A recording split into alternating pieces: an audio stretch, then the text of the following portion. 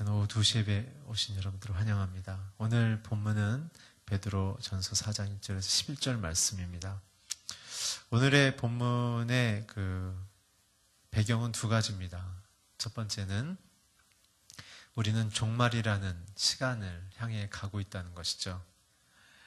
두 번째는 무엇이냐면 우리가 누구인가에 대한 부분입니다. 우리는 청직이다. 11절에 보면 하나님의 뜻을 이루는 청직이다라는 것이죠.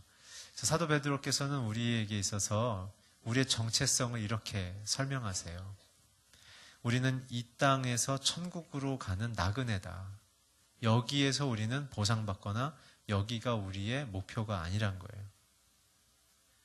그렇지만 여러분 오해하지 마세요. 우리는 천국의 이미 시민권이기 때문에 하나님의 그 목적과 그 사랑과 우리를 통해 이루실 그 뜻을 여기에서 살아내고 있어야 되는 거예요. 그 때문에 구원을 얻었다는 것은 이미 천국에 대한 삶을 이 땅에서 살아내고 있어야 되는 것입니다. 그때 우리는 이 땅에서 나그네지만 천국 백성의 신분으로서 이 땅을 지나가고 있는 것이죠. 마치 오늘날로 얘기하면 난민과 같은 것입니다. 우리의 나라는 하나님의 나라이지만 우리는 이 땅을 거쳐가고 있는 것이죠. 그래서 성도들에게 있어서 하나님이 요청하는 것은 이 땅에서 하나님을 믿고 따르지 않는 사람들에게 천국의 백성으로서 하나님께 그들을 인도해낼 수 있는 영향력을 가져라. 그리고 그들을 구원해내라. 는 것이 우리의 사명입니다. 오늘 그래서 네 가지의 그렇게 나그네처럼 이 땅을 살아가는 저와 여러분에게 이 땅을 어떤 식으로 살라는 명령을 사도 베드로께서 하고 계십니다. 우리 먼저 1절과 2절 본문을 읽어주십시오. 시작. 그리스도께서 육체의 고난을 받으셨으니 여러분도 같은 마음으로 무장하십시오. 이는 육체의 고난을 받으신 분이 죄를 끊으셨기 때문입니다. 그분은 우리가 더 이상 인간의 욕심을 따라 살지 않고 하나님의 뜻을 따라 육체의 남은 때를 살기 원하십니다. 성경에 두 군데 줄을 치십시오. 첫 번째는 같은 마음으로 무장하십시오. 두 번째 2절에 보게 되면 하나님의 뜻을 따라 육체의 남은 때를 살기 원하십니다. 라는 거죠. 첫 번째, 우리에게 어떤 삶을 살라고 하십니까? 첫 번째, 하나님의 뜻을 실천하는 삶을 살라고 얘기하십니다. 우리에게 있어서는 아까 말씀드린 것처럼 우리는 이 땅에서 천국으로 향해 가는 나그네라는 것입니다. 그래서 우리의 인생의 보상은 이 땅에 있지 않습니다. 우리의 보상은 하나님의 나라에 있고 예수 그리스도이신 것이죠. 그 때문에 저와 여러분이 이 땅을 살 때 어떤 태도를 가져야 하는가? 예수님이 이 땅에 사셨을 때의 태도를 가져야 되는 것입니다. 우리의 인생의 완성과 우리의 인생의 영광과 상급은 얼마나 하나님의 뜻을 발견했고 그 뜻을 실천하며 살았는가로 정해집니다. 왜 그러냐면 우리는 하나님의 자녀이기 때문에 그렇죠. 자녀는 아버지가 어떤 분이신지를 보여줘야 하며 아버지의 그 영광을 드러내는 자녀로서 살아야 되기 때문에 그렇습니다. 예수님께서는 이 땅에서 어떻게 사셨을까요? 예수님께서는 오늘 1절에 있는 것처럼 우리를 위해 육체 안에서 고난당하셨습니다. 그것이 아버지의 뜻이었습니다.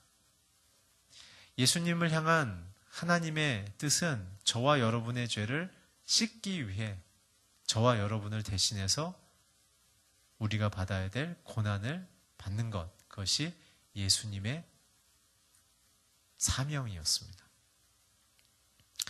그래서 예수님께서는 성부 하나님의 뜻을 이루기 위하여 자기의 모든 삶을 그렇게 내어드린 것이죠. 그렇다면 우리는 어떻게 살아야 합니까?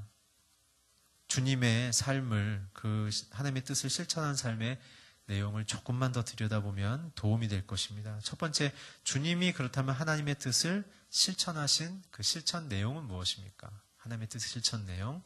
그것은 바로 용서요, 화해요, 나눔이며 사랑인 것입니다. 세상의 가장 위대한 리더십이 가져야 될 덕목입니다.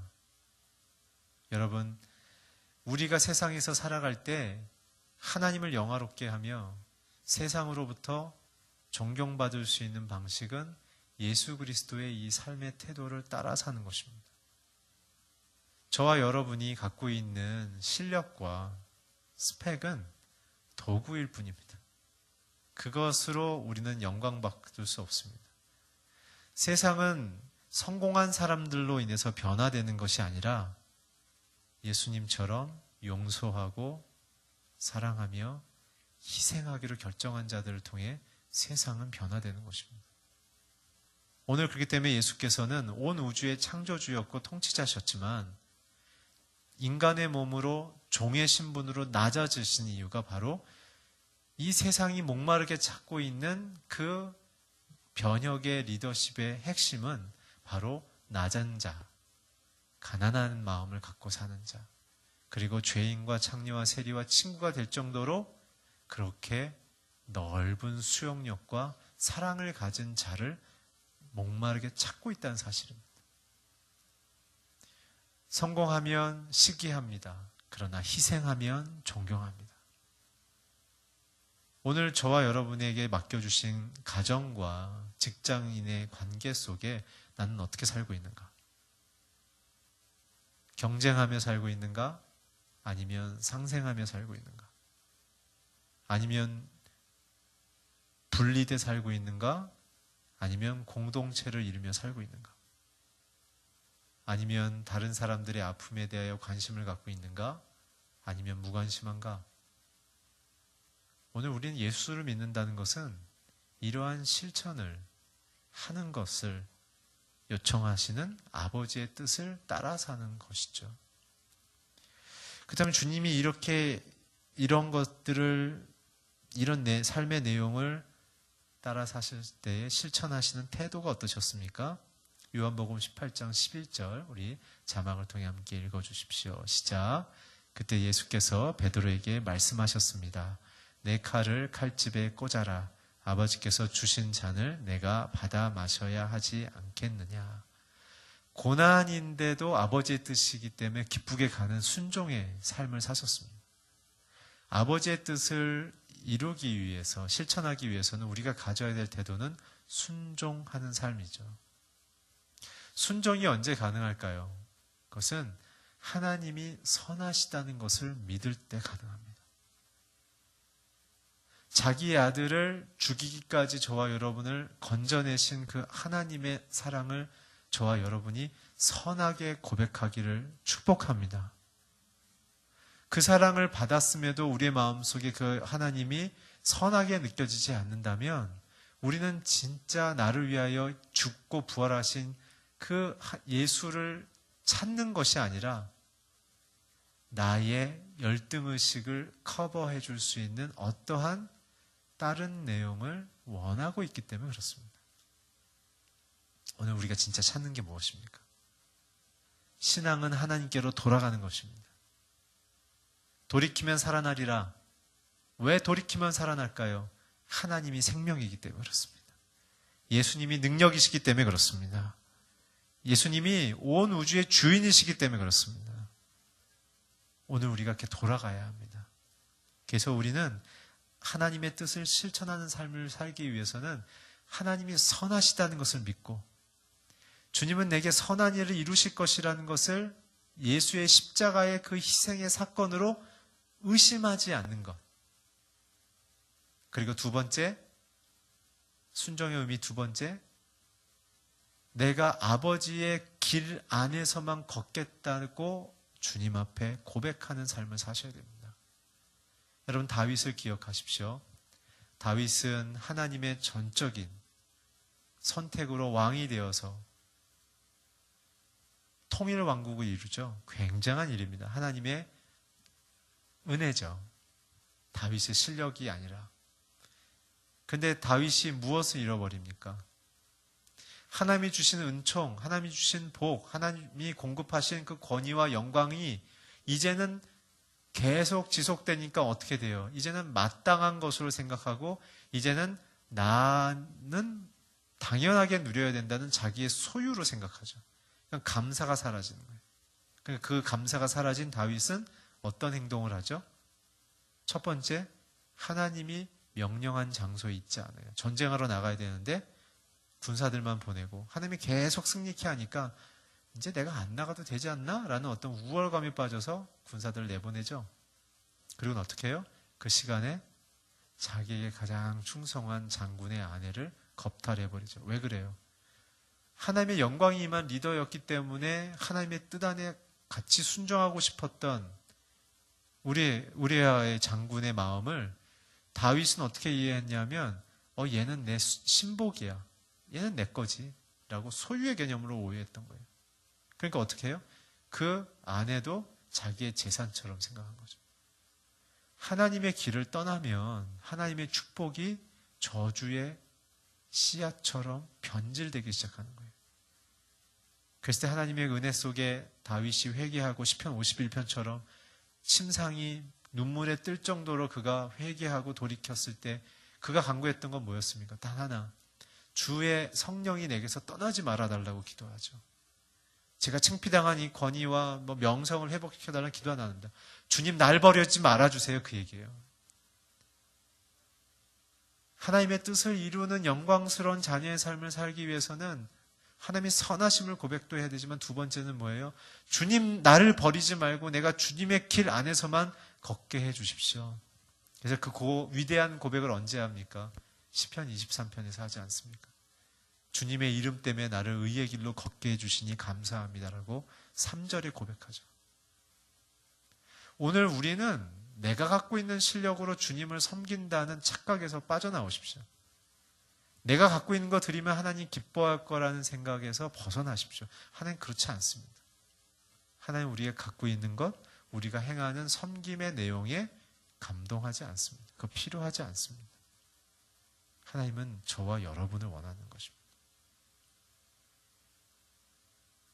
우리가 하는 행위를 하나님은 그걸로 도움받지 않으십니다. 하나님은 저와 여러분을 원하는 것입니다.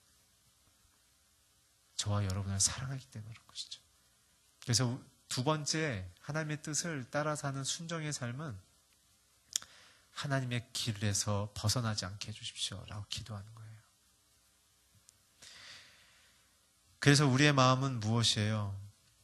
예수님은 그래서 매 순간 기도했던 거예요. 아침에 일어나면 새벽 기도하시고 누군가를 만나기 전에 내가 이 사람을 만나야 되는지 만나면 무슨 얘기를 해야 되는지 성부 하나님의 뜻을 묻고 작은 것 하나에 지극히 작은 것에 충성하는 자가 큰 것에 충성할 수 있다고 주께서 말씀하신 이유가 그것을 바꾼다면 지극히 작은 것에 하나님의 길을 찾는 자가 큰 하나님의 뜻의 길을 걸을 수 있다는 얘기예요. 그 때문에 예수님처럼 우리도 매 순간 이 우주를 움직이시는 거대한 하나님의 길로 초대받고 있다는 사실을 잊지 마시고 성령이 나를 그 길로 인도하고 나를 이끌어달라고 기도하시길 바랍니다. 그래서 주님은 어디까지 그 길을 놓지 않으셨습니까? 십자가 위에서 극심한 고통 위에서도 내 아버지여 다 이루었다 말씀하셨고 겟세마네 기도에서도 뭐라고 했습니까? 내 원대로 마시고 아버지의 뜻대로 하십시오. 고난을 두려워하지 않고 피하지 않고 고난 사망아 쏘는 게 무엇이냐라고 선포하는 성경의 말처럼 예수님도 그 고난과 죽음 두려워하지 않고 오히려 하나님을 경외하는 마음으로 뚫고 지나가신 것을 기억해 봅시다. 그것을 봤을 때 우리는 내 상황과 형편에 대한 안정과 편안함에 대한 것에 민감해 있지 하나님 나에 대한 사명과 그 뜻이 무엇인지에 대한 그런 순종의 마음에 대해서 우리가 얼마나 소중히 생각하는가. 우리는 나그네입니다. 나그네로서 천국에 가기 위해서는 예수께서 말씀하신 천국에 들어갈 수 있는 자격을 기억하십시오. 예수를 구주로 고백하는 것뿐만 아니라 그것을 시작으로 해서 예수께서 명령하신 모든 가르침을 따라 살 때 천국에 들어가는 것입니다. 그렇기 때문에 교회에 나오는 것 잘하셨지만 돌아가신 다음에 말씀에 동행하시고 말씀대로 행동하시는 저와 여러분이 되어야 된다는 것이죠. 그러지 않고선 우리에게는 천국의 소망은 없습니다. 디모데후서 2장 4절에 보면 이런 말씀이 있습니다. 우리 자막을 통해 함께 읽어주세요. 시작. 군복무를 하는 사람은 아무것 자기의 사사로운 일에 얽매이지 않는다. 이는 자기를 군인으로 불러 모은 사람을 기쁘게 하기 위한 것이다. 오늘 우리를 부르신 게 예수 그리스도시죠. 그렇다면 우리는 누구를 기쁘게 해야 되겠습니까? 예수 그리스도십니다.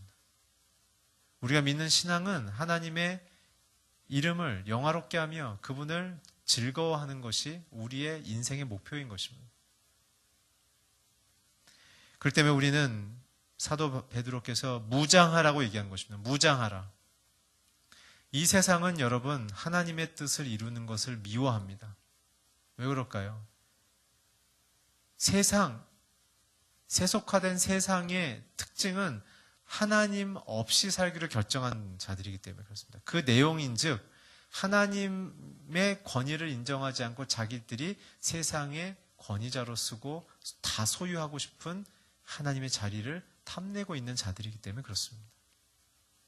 그 때문에 우리가 이 땅에 그들과 한 사회적 공동체로 살기 위해서는 우리는 무장 수준으로 신앙을 점검하며 훈련하셔야 합니다. 그러지 않으면 세상의 유행을 따라 살게 되는 것입니다.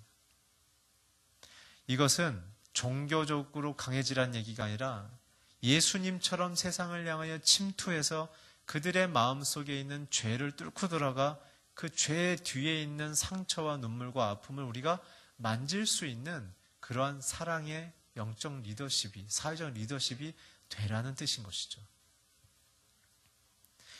사도 바울께서도 우리에게 뭐라고 얘기하셨습니까? 전신갑주를 입으라고 얘기했죠. 전신갑주를 입으라.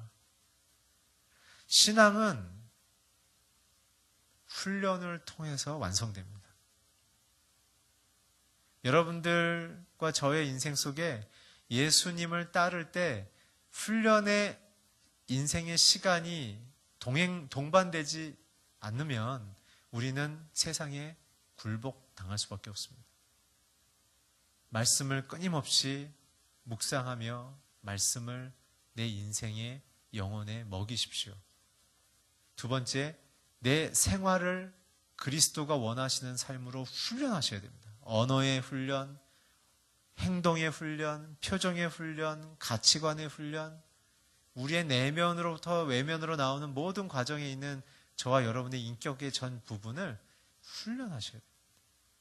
그래서 교회가 필요한 것입니다. 그래서 교회에 오셔서 훈련 받으십시오.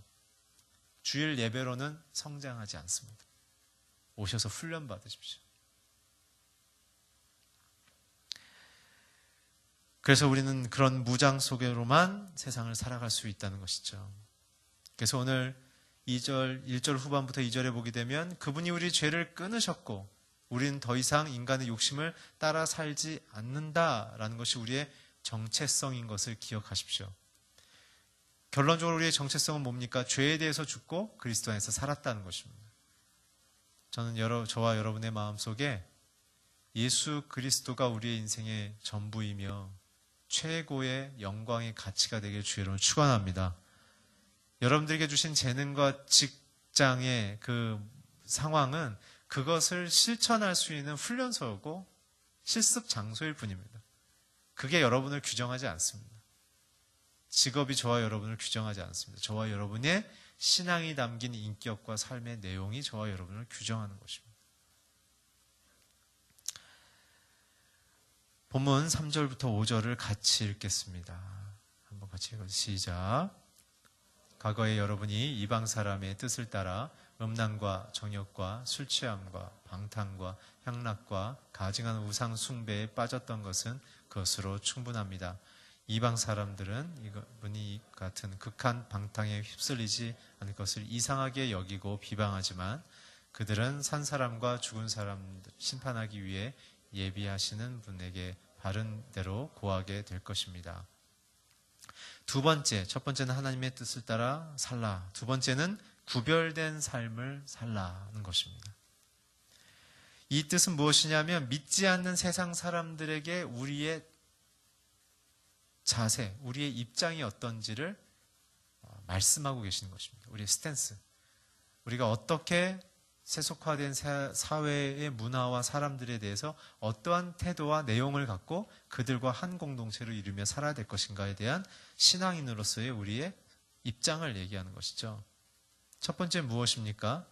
3절에 보게 되면 이방 사람들의 뜻, 이방 사람들이 원하는 바를 따라 살지 말라는 얘기를 하시는 거죠, 지금. 그들이 원하는 바가 무엇입니까? 음란과 정욕과 술 취함과 방탕과 향락과 가증한 우상 숭배에서 우리는 반대로 서라고 얘기를 하시는 거죠. 그러니까 우리의 스탠스는 세상의 입장과 다른 것입니다. 여기 나오는 이 내용들은 무슨 뜻입니까? 마음에 하나님을 모시고 살지 않는 사람들의 본성을 뜻하는 것입니다. 본성. 자기의 욕정대로 펼치게 되면 이러한 열매를 맺을 수밖에 없다는 거예요. 왜 그럴까요? 사람들은 다 자기가 왕이 되고 싶어요. 그래서 다 직장도 높은 곳으로 올라가고 싶은 것이죠. 그래야 다른 사람들을 지배하고 경쟁자들보다 안전해지고 그리고 다른 사람에게 무시받지 않기 때문에 그게 다 세상 사람들의 마음이에요. 그래서 어떤 수단과 방법을 가리지 않고 다 높은 자리로 올라가고 싶어 하는 것이에요. 그것이 마치 성공이라고 포장되어 있죠. 근데 여러분, 은퇴하는 순간 그 사람을 사회가 기억합니까? 그게 성공인가요? 아니에요. 성공은 얼마나 존경받고 사랑받느냐가 성공입니다. 근데 여기 그 다음 구절을 굉장히 중요하게 보셔야 됩니다. 4절 보면 이방 사람들은 여러분이 그 같은 극한 방탕에 휩쓸리지 않는 것을 이상하게 여기고 비방한다라고 얘기하죠. 여기서 극한 방탕에 밑줄 치십시오. 극한 방탕. 이건 무엇입니까? 마치 본문을 주의 깊게 안 보면 3절에 있는 이 도덕적인 타락에 대한 부분을 극한 방탕처럼 얘기하는 것처럼 보이나 본문의 뜻은 사도 베드로가 말씀하시는 본문의 뜻은 그게 아닙니다. 위에 나타나는 극한 방탕은 아주 일부분의 도덕적인 타락에 대한 부분이고 사도 베드로께서 말씀하시는 그 부분은 무엇이냐면 하나님이 주신 인격과 시간과 삶의 가치를 허비한 자를 의미한 거예요. 허비한 자. 그렇기 때문에 교회에 나와도 하나님의 사명과 명령과 하나님이 주신 시간을 낭비하고 있다면 그것은 극한 방탕에 빠져 있다라고 말씀하시는 겁니다. 악한 세상에 대하여 성도가 살아가는 방식에 대해 성경은 여러 구절을 얘기하죠. 자만에서 뭐라고 얘기했습니까? 젊은 사람들아, 시간을 아끼라. 창조주를 기억하라. 나이가 많은 사람들에게 뭐라고 얘기하죠? 너희들의 남은 수를 세어봐라. 사도 바울께서 뭐라고 얘기했죠? 세상이 악하니 시간을 아끼라. 그 다 무슨 뜻입니까? 연령에 상관없이 악한 세상 속에 하나님이 주신 최고의 가치를 잃어버리고 자기의 욕심에 이끌려 자신의 열등의식에 대한 결핍과 보상심리에 이끌려 경쟁심리에 이끌려 거기에서 난 상처에 이끌려 무엇인가를 끌려다니고 있는 사람처럼 살지 말고 멈추고 영원한 천국에서 우리를 판단하시며 우리를 맞이하시는 그 아버지의 뜻을 따라 우리의 삶을 세상의 유행에 구별해서 살아라. 그 뜻이에요. 그래서 사도 베드로께서 바울께서 로마서 12장에 우리에게 정확한 삶의 지침을 주죠. 뭐라고 얘기했습니까? 너희는 이 세상을 본받지 말고 그 뜻은 세상의 가치관과 유행을 따라 살지 말라는 것입니다. 하나님이 주신 목표가 아니라 세상이 제시하는 방법론을 따르지 말라는 거예요. 예를 들면 옆집 애가 이렇게 해서 좋은 대학 갔으니까 우리 애도 저학원 보내고 이 방법 써서 해야겠다. 이런 것들이 세상의 유행이란 것입니다. 직장에서 이렇게 저 사람에게 줄 서고 저렇게 방법하면은 이 자리까지 오르겠다고 생각하는 그 처세술의 논리들이 하나님이 주신 방식이 아닌 논리들이 바로 세상의 유행이라고 얘기하는 것입니다. 그때 우리는 어떻게 해요? 마치 강을 도도하게 역류하며 올라가는 그 물고기처럼 우리는 주님의 뜻을 따라 세상이 흘러가는 흐름이 아니라 새로운 방식으로 하나님의 방식으로 살아가는 거예요. 그랬을 때 존경받는 거예요. 그랬을 때 대안이 되는 것입니다. 그래서 저와 여러분은 그래서 깨어 있어야 되는 거예요. 뒤에 나오겠지만 그래서 우리는 우리에게 주신 하나님의 사명이 뭔지를 붙잡으셔야 합니다. 예수님의 사명 무엇이었습니까? 십자가였습니다. 그렇다면 저와 여러분에게 주신 사명은 무엇입니까? 그것이 희미하다면 그게 방탕이라고 성경은 얘기하고 있습니다. 오늘부터 기도하십시오. 하나님 내게 내 인생 속에 어떤 일을 해야 합니까? 하나님 내게 주신 시간과 인생 속에 내가 하나님 앞에 어떠한 일을 이루어야 됩니까? 본질적으로는 하나의 초점이 맞춰질 것입니다. 사람을 살리는 일입니다.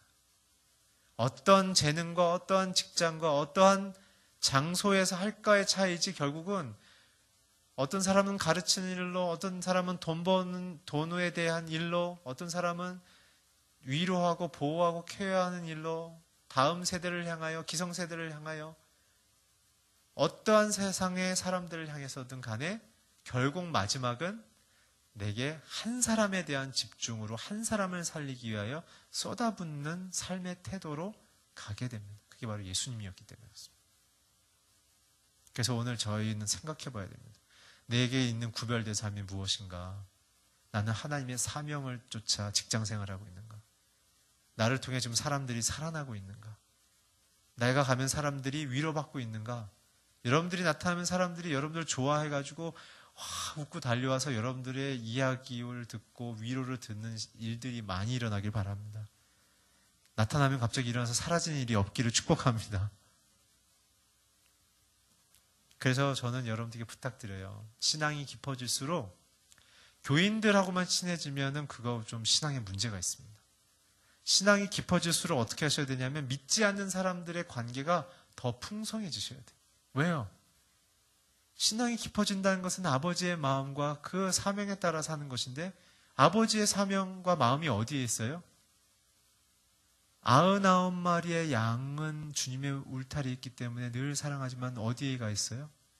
잃어버린 한 마리의 양의 선한 목자는 마음이 가 있는 거예요. 그게 구별된 자들의 심정이에요. 심정. 애통한 마음. 여러분들의 부부관계 속에 남편이 아내가 혹시 잃어버린 양처럼 주님께 멀어져 계십니까? 자녀가 그렇습니까? 그렇다면 딴 거 기도하지 말고 가정을 위해서 기도하십시오.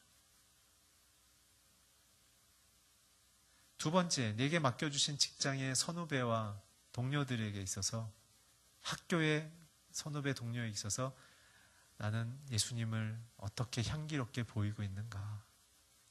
제가 말하는 것은 프로그램처럼 무엇인가를 전도법을 열심히 하라는 얘기가 아닙니다. 우리는 그리스도의 편지며 향기라고 얘기했습니다. 여러분들이 존재가 전도입니다. 아시겠습니까? 원래 전도는 저와 여러분이 그리스도를 닮아가서 사람들이 우리에게 매력을 느껴서 너는 세상적 이 기준과는 달리 사는데 그게 무엇이냐고 묻고 가까이 오도록 만드는 것이 전도며 그게 사도행전이었습니다. 그게 진짜 영적인 실력입니다. 향기로운 인격을 갖기를 축원합니다. 그리스도의 사랑이 담겨진 입술을 갖기를 축복합니다. 그리스도의 평안의 위로가 있는 표정과 행동이 있기를 주의 이름으로 축원합니다. 예수를 믿는데 안 믿는 사람이 와서 도와줘야 될 것 같은 인생을 살지 마십시오.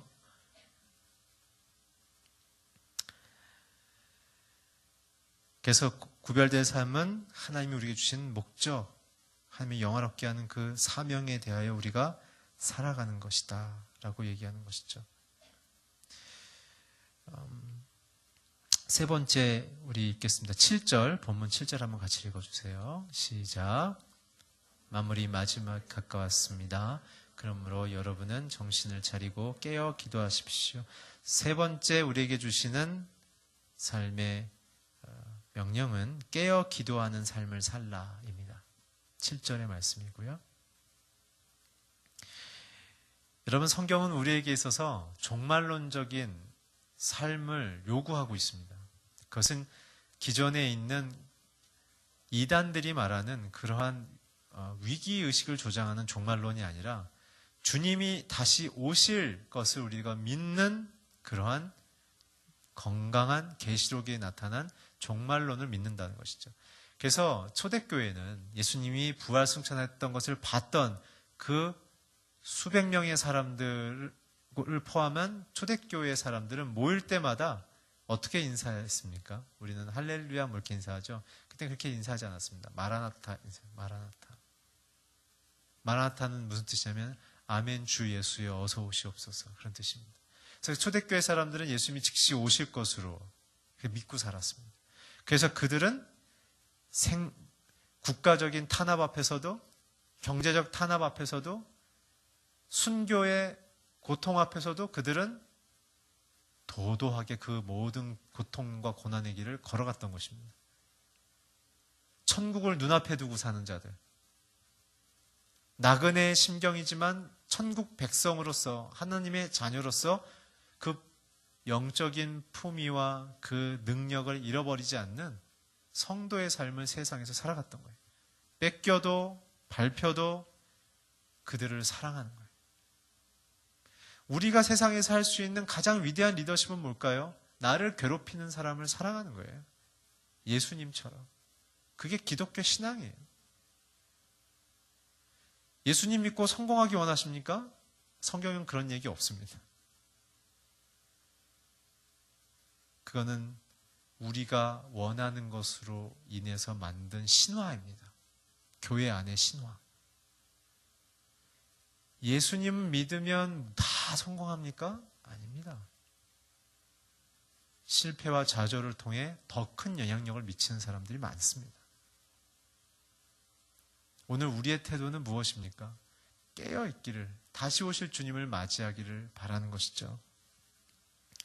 천국을 눈앞에 두고 사는 자들, 그들은 예수님이 이 땅을 얼마나 사랑하셨는지, 자기의 몸을 깨어서 생명을 주기까지 사랑했다는 그 사랑을 마음속에 두고 있기 때문에 이 나라의 부패와 이 사회의 부조리와 고통당하고 있는 많은 국민들의 그 문제에 대하여 적극적으로 기도하며 적극적으로 섬기기로 결정하는 자들입니다. 천국을 품은 자들은요, 세상을 치유하는 자들입니다. 현실 도피하는 것은 기독교의 신앙이 아닙니다. 죽기를 각오하고 이 땅의 아픔과 고통을 끌어안는 자들이 기독교 신앙을 가진 성도들입니다.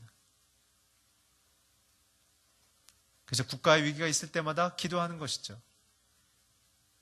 공동체의 위기가 있을 때마다 희생하는 것입니다. 그게 성령 받은 자들의 모습입니다. 오늘 저와 여러분의 모습은 어떻습니까? 그래서 사도 베드로께서도 얘기하시는 겁니다. 정신을 차려라. 세상의 위협과 세상의 부러움에 눈을 뺏기지 말고 너를 지목하고 지명하여 부르신 하나님을 놓치지 말고 주목해라. 두 번째, 깨어 있어라. 하나님, 신랑 되신 예수께서 오실 것을 준비했던 슬기로운 다섯 처녀처럼 저와 여러분이 나의 초점, 나의 우선순위를 예수님께로 고정하라. 그리고 기도하라. 아버지의 뜻이 나를 통해 이 땅에 이루어질 수 있도록 기도하라. 이러한 자들이 역사의 중심으로 나아가는 자들입니다. 자녀들에게 이걸 가르치십시오. 하나님을 가르치십시오. 사회인들에게 그런 삶을 보이십시오. 마태복음 24장 42절에 44절에 이 부분에 대해 주께서 직접 하신 말씀이 있습니다. 우리 함께 읽겠습니다. 시작. 그러므로 너희는 깨어 있으라. 너희 주께서 어느 날에 오실지 알 수 없기 때문이다. 그리고 이것을 명심하라. 만약 한밤에 도둑이 몇 시에 올 줄 알았더라면 집주인은 깨어 있다가 도둑이 들어오지 못하게 했을 것이다. 그러므로 너희도 준비하고 있어야 한다. 생각지도 않은 시간에 인자가 올 것이기 때문이다. 이 주님 말씀이십니다. 저와 여러분이 깨어있기를 축복합니다. 그래서 11월 8일부터 저희가 연말에 새벽 예배 전까지 기도하자는 겁니다. 여러분 다 나오십시오. 하나님의 나라가 내게 임하기를 위해서 기도하고 내가 주님의 깊은 곳으로 더 들어가기 위해서 기도하고 아버지의 뜻과 나의 삶이 일치가 되어져서 내가 세상에서 하나님을 영화롭게 할 수 있는 빛나는 사회적인 영적인 리더십이 될 수 있도록 우리 함께 기도합시다. 이 시대에는 지금 하나님을 경외하는 리더들이 필요합니다. 그런 저와 여러분이 되길 주의로 축원합니다. 마지막으로 8절에서 10절 같이 읽어주십시오. 시작. 무엇보다도 서로 같이 사랑하십시오. 사랑은 허다한 죄를 덮습니다. 서로 대접하기를 각자 은사를 받은 대로 하나님의 각양 은혜를 맡은 선한 청지기 같이 서로 섬기십시오. 오늘 마지막 명령, 사랑하는 삶을 살라.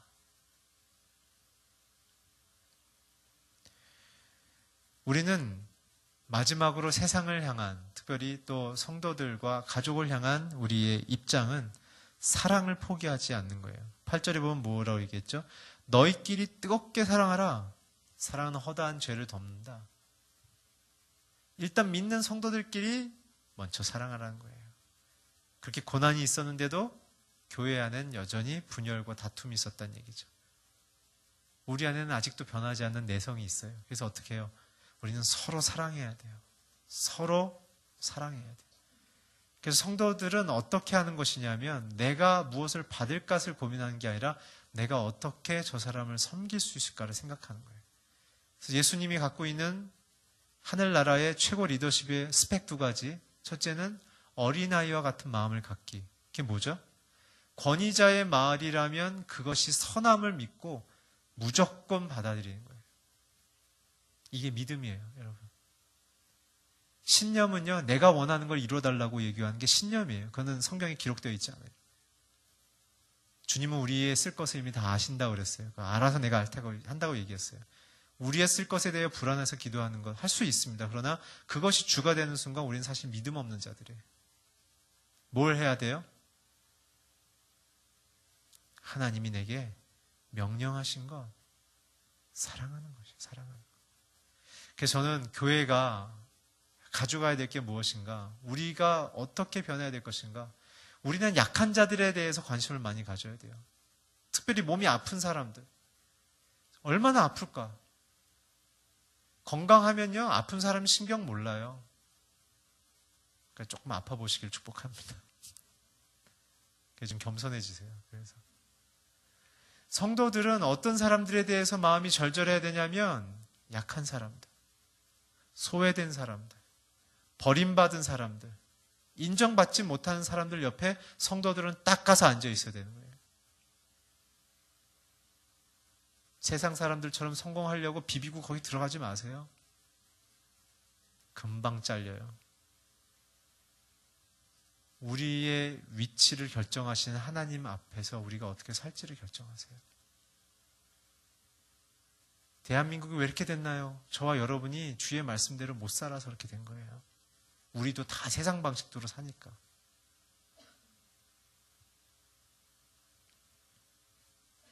그래서 부부끼리 서로의 마음의 빈자리가 무엇인지를 확인하십시오.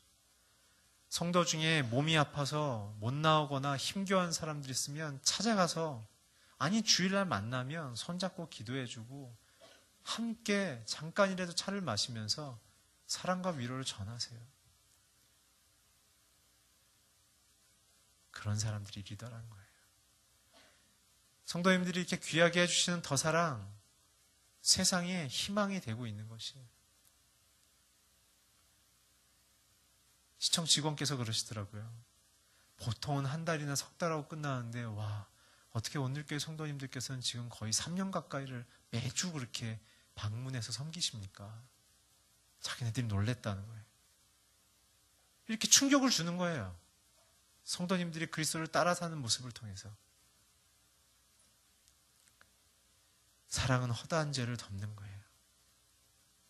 그리고 불평 없이 서로 대접하는 거예요.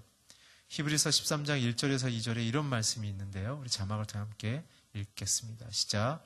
형제 사랑하기를 지속하십시오. 나그네 대접하기를 소홀히 하지 마십시오. 어떤 사람들은 나그네를 대접하다가 자기도 모르게 천사를 대접했습니다. 여러분, 선교사님들 잘 챙깁시다. 우리를 대표해서 나가 계시는 분들. 그리고 주님을 위해서 힘쓰는 세상 속의 수많은 리더들을 우리가 잘 돌아봅시다. 그리고 우리 주변에 우리의 손이 닿아야 될 약한 사람들에 대해서 여러분들이 마음이 흘러가기를 바랍니다. 그게 악한 세상 속에 있는 사람들에게 희망과 주님을 보여줄 수 있는 우리의 사명인 것입니다. 여러분들의 가정에 그런 일이 일어나기를 축원합니다. 여러분을 통하여 세상이 이렇게 변화되기를 축복합니다. 기도하겠습니다. 하나님, 오늘 우리에게 주신 말씀처럼 이 네 가지의 삶을 살아 하나님이 우리를 기억하시며 우리가 세상에서 주님을 증거하는 감사하면서도 영광스러운 삶을 살게 하여 주시옵소서. 예수님의 이름으로 기도했습니다.